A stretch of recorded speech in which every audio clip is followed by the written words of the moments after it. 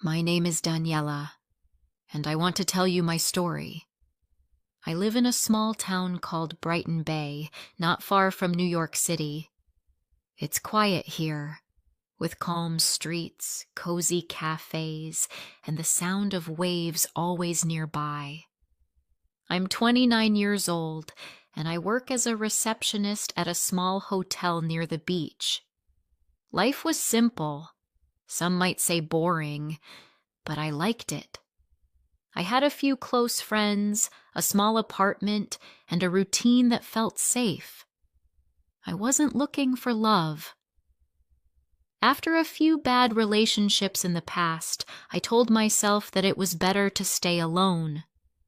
But sometimes life brings someone into your world when you least expect it. That person was Michael. Michael came to the hotel for a business trip. He looked different from the usual guests, calm, polite, and a little tired. He had soft eyes, a gentle smile, and a quiet way of speaking. When he asked for a room, I helped him check in, and he thanked me in a way that felt personal. I noticed the way he looked at me, not in a bad way, just kind. I smiled back without even meaning to. The next morning, he came down to the lobby and asked for directions around town. I told him where to get the best coffee, where the beach was nice and quiet, and which seafood restaurant locals liked best. He listened to me carefully, really listened, and I liked that. Most people don't. After that, we started talking more. He stayed for 2 weeks. Every evening when his work was done, he would come to the lobby and we would chat. Some days we walked along the beach. Other times we sat on a bench near the lighthouse. We talked about life, books, music, dreams. He told me about the stress of his job in the city. I told him about my quiet life here. I felt comfortable with him. I felt seen. One night we were walking by the water. The stars were out and the breeze was soft. He turned to me and said, "Being with you feels like peace." Those words stayed in my heart. I think I started falling for him that night. When his 2 weeks were over, he left Brighton Bay, but we kept in touch. Every day he sent me messages. Every night we talked on the phone. We laughed. We shared stories. And I missed him more than I thought I would. A month later, he came back. This time, he didn't stay at the hotel. He rented a small house near the harbor and asked me to visit. We made dinner together. We listened to music and danced in the kitchen. It felt like we had been together for a long time. I felt lucky. But then one evening, something changed. We were sitting on the couch, drinking tea, and he looked serious. He took a breath and said, "Daniela, I need to tell you something." I looked at him. My heart started to beat faster. "I'm married," he said, looking at the floor. "I have 2 children." My body froze. I couldn't speak. My hands felt cold. I looked away. "I didn't mean to hide it," he said. "I didn't expect to meet you, but my marriage is not good. We live in the same house, but it's not love anymore. I stay for the children. That's all." His voice was low. He sounded sad. but I couldn't say anything. My thoughts were all over the place. I stood up and walked outside. The air was cold, and I could hear the ocean waves. I felt like crying. He followed me out. "I understand if you don't want to see me again," he said. I nodded and walked home. That night, I couldn't sleep.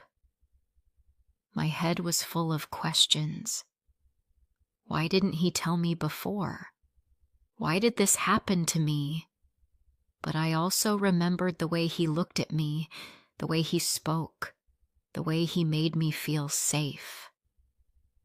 I was confused. I wanted to be angry, but I missed him. The next day, he sent me a message. "I'm sorry," it said, "but I miss you." I didn't reply. For days, I felt lost. I couldn't focus at work. I kept checking my phone. My heart and my mind were fighting. I told myself to forget him, but I couldn't. A week later, I saw him again. We met near the beach. I told him I felt hurt, that I didn't like being kept in the dark. He said he understood. He didn't try to excuse it. He only said, "I care about you." And then I stayed. I know it's wrong. I know many people will say I made a bad choice. I know I became the other woman. But at that time, I wanted to believe him. I wanted to believe this was temporary, that maybe one day he would leave his wife, that maybe he would choose me. So we continued in secret. He visited Brighton Bay once or twice a month. He stayed in that little house. I went there after work. We ate together. We talked. Sometimes we watched old movies or just sat in silence. It felt real, but also like a dream that could end any time. We never went out together. We never held hands in public. No photos, no dates, no future plans. Just small moments in a quiet house. But in those moments, he made me feel special. He listened to me. He remembered the little things I said. He helped me cook, made me laugh, brought me books I mentioned once. He made me feel loved. Still, deep inside, I knew the truth. I was not his first choice. I was not part of his real life. I was something on the side, something easy, without problems. And yet, I didn't leave. Why? Because I loved how he made me feel. Because I believed him. Or maybe, because I was afraid to be alone. Those quiet nights with him gave me something to hold on to. Even if it hurt, it was better than nothing. But slowly, things started to change inside me. I stopped smiling the way I used to. I waited for his messages more than I should. I made my schedule around his visits. I said no to friends. I stayed home, always waiting for him to call. My world became smaller. Just him and silence. Sometimes I stood on the beach and asked myself, is this love? Or am I just lost? And I would tell myself, wait, maybe one day things will be different. But the questions didn't stop. They grew louder. The weeks passed, and I stayed in that quiet world, waiting for Michael. I still loved him, but something inside me was changing. I started to feel tired, not just in my body, but in my heart. I was always waiting, waiting for a message, waiting for a visit, waiting for love that was only mine for a few hours at a time. Sometimes he came for a weekend. We stayed in the little house near the harbor. We talked, cooked, and held each other. But when he left, the house felt cold and empty. I looked around and saw only my things. He never left anything behind. No clothes, no photos, no sign that he had ever been there. It was like he lived two lives, and in one of them, I didn't exist. I tried to tell myself that love takes time. I believed he cared about me. Maybe he did. But he still went back to his wife, to his children, to the life where I did not belong. And I began to wonder, why do I let this happen? One night, after he left, I sat by the window and watched the rain fall. I asked myself, what am I doing with my life? I loved someone who could not give me a full heart. I was always second. I had dreams too, a home, a child, a man who would choose me every day. But instead, I had empty rooms and silent nights. I started to feel that I deserved more, but I was scared. I didn't want to lose him.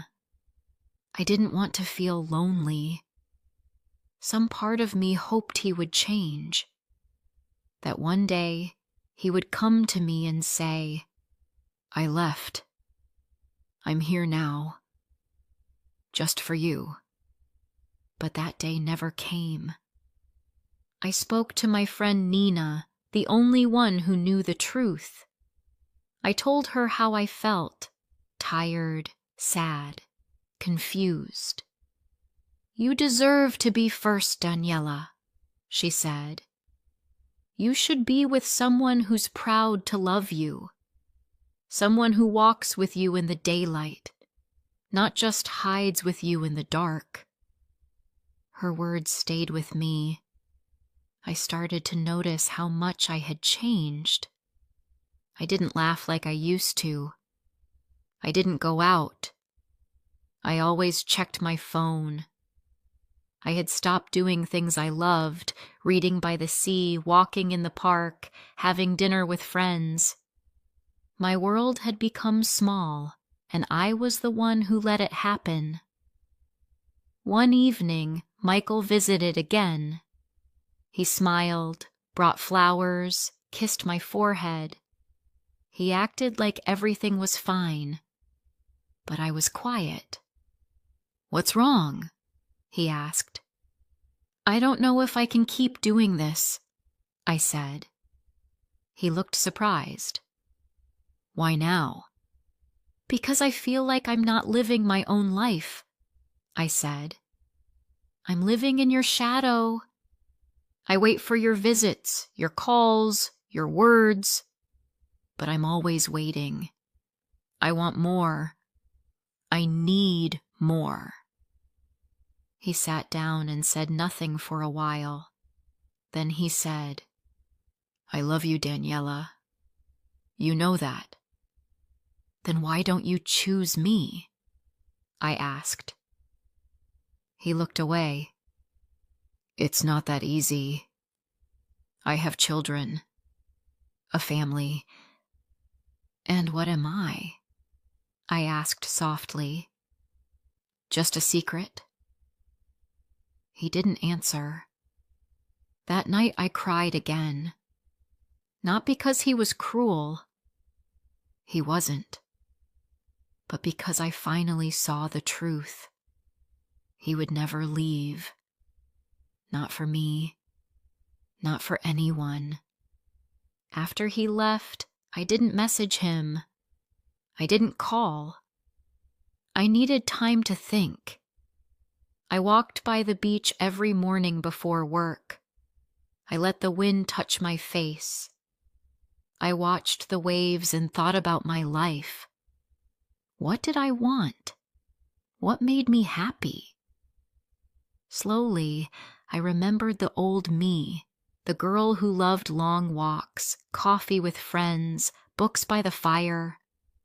I missed her. I also thought about love. What does real love look like? Not just flowers and kisses, but someone who stands with you in the open. Someone who says, "You're mine," without fear. I didn't have that. Not with Michael. I started writing in a notebook every night. Just thoughts and feelings. It helped me understand what I wanted. And every page I filled made me a little stronger. Michael still sent messages. "I miss you. I'm thinking about you. Can I see you?" But I didn't answer. Not right away. I needed time. 1 week later, he showed up at my door. I was surprised, but I let him in. "I needed to see you," he said. "You've been quiet." "I've been thinking," I told him. He sat down. "About us?" "Yes," I said. "About everything." We talked for a long time. I told him how I felt, about waiting, about being second, about losing myself. "I can't keep doing this," I said. "I love you. Maybe I always will. But I need a real life. I want to be with someone who can give me all of their heart, not just a part." He looked sad. "I can't leave them, Daniela. I've tried to imagine it, but I can't do that to my children." I nodded. I understood. But I also understood something else. This was the end. "I hope you find peace," I said. "I hope we both do." He stood up. He hugged me. "I'm sorry," he whispered. Then he left. And that was the last time I saw him. That night I cried again, but it felt different. The pain was real, but it was also clean, like a deep breath after holding it too long. The next morning, I walked down to the sea. I stood there for a long time, just watching the waves. The sky was clear. The wind was soft. I felt something I hadn't felt in months. Calm. I knew healing would take time, but I also knew I had taken the first step. For the first time in a long time, I was not waiting for a message. I was not checking my phone. I was just standing there with myself. And that was enough. For now. Months passed after I said goodbye to Michael. At first, the days felt long and heavy. I missed him. I missed the way he smiled, the way he held me, the small things we used to share. Some mornings I wanted to call him. Some nights I cried in bed, holding my pillow close, remembering the sound of his voice. But slowly, things began to change. I started spending more time with my friends again. Nina invited me for coffee every weekend. We talked and laughed. Sometimes we sat in silence, just enjoying each other's company. It felt good to be around people who loved me for me, with no secrets, no lies. I also returned to the things I once enjoyed. I began reading again, soft stories, quiet ones, about love and hope. I walked on the beach every evening. I watched the sunset and listened to the sound of the waves. The sea always made me feel calm. It reminded me that life moves forward, no matter what happens. I also started working on my goals. I took a small class at the community center, something simple about writing stories. I didn't tell many people about it. I just wanted to try something for myself. Each week, I wrote a few pages about my thoughts and dreams. It felt good to write. It helped me heal. One evening after class, I was walking home when I stopped by a bookstore near the corner. I hadn't been there in a long time. Inside, I saw a man looking at travel books. He smiled when he saw me, and I smiled back. He looked familiar, but I couldn't remember where I had seen him before. He walked over and said, "Hi. You're in the writing class, right?" I nodded. "Yes, I am." "I just joined last week," he said. "I'm David." We talked for a few minutes about the class, about books, about the cold weather. It was nothing special, but something about his voice made me feel at ease. The next week, he sat near me in class. After class, we walked together to the cafe across the street. We talked about simple things, family, work, favorite food. He was kind. He listened. And when I spoke, he looked into my eyes. I didn't feel nervous. I felt calm. We started meeting after class more often, sometimes for coffee, sometimes just a short walk. He didn't ask me about my past. He didn't push. He was patient.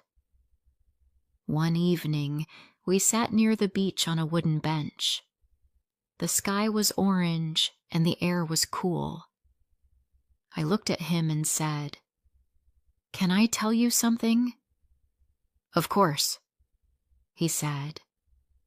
"I was in a relationship before. It wasn't good. He was married. I waited for him for a long time. I loved him, but I was always second. I don't want that kind of love again." He was quiet for a moment. Then he said, "Thank you for telling me. I think you're brave, and you deserve better." That night, I went home with a warm feeling in my chest. Not because I was falling in love, but because I felt understood. Weeks turned into months. David and I spent more time together. We went for walks, watched movies, and talked about our dreams. He never rushed me. He never asked for more than I could give. I started to smile more. I laughed without pain. I felt free. One day, I looked in the mirror and saw something I hadn't seen in a long time. Myself. Not the sad girl who waited for messages. Not the woman who cried alone at night. But Daniela, strong, gentle, and alive. David became a part of my life slowly, like the sun rising after a long night. He didn't try to fix me. He just stood beside me, and in his quiet way, he showed me what real love can look like. One evening, we were sitting in the park watching children play. "Do you ever want a family?" I asked. "Yes," he said. "One day, with the right person." I smiled. "Me too." We didn't need to say more. I knew now that love doesn't have to hurt. It doesn't have to be hidden or painful. Love should feel safe. It should feel like coming home. Looking back, I don't regret my past. It taught me important lessons. I learned that love without respect is not enough. That waiting for someone who cannot choose you will only bring pain. That no one else can give you peace. You have to find it inside yourself. And now, I have peace. I have hope. I have love. Not from someone who hides me, but from someone who walks beside me. If someone asked me today, was it worth it? I would say yes. Because through all the sadness, I found myself. And in finding myself, I opened the door to a new kind of love, a better one I truly deserve.